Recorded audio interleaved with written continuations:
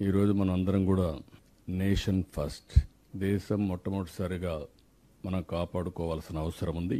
దేశంలో ఎలాంటి సమస్య వచ్చినప్పుడు కూడా భారతదేశంలో ఉండే ప్రతి ఒక్క వ్యక్తి మేమందరం సంఘటితంగా ఉంటామని చెప్పడమే కాకుండా అందరం కూడా ముందుకు నడవాల్సిన బాధ్యత మనందరిపైన ఉంది. ప్రపంచ శాంతిని పట్టి పీడిస్తున్న సమస్య ఉగ్రవాదం. తీవ్రవాదం కానీ ఉగ్రవాదం కానీ ఇవన్నీ కూడా మనం చూస్తే ఆ దేశం యొక్క అనిశ్చిత పరిస్థితికి, ఆర్థిక ఇబ్బందులకి, అన్ని సమస్యలకి దోహదం చేసే పరిస్థితి వస్తుంది. అలాంటిదే పహల్గాంలో ఉగ్రవాదులు చేసిన మారణకాండ కేవలం పర్యాటకులపై చేసింది కాదు.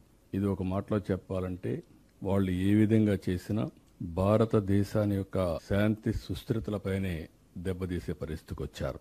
ఇలాంటి సమయంలో మనం అందరం కూడా మతాలకు, కులాలకు, ప్రాంతాలకు అతీతంగా ముక్త కంఠంతో దేశం అంతా కూడా దీన్ని ఖండించాల్సిన అవసరం ఉంది.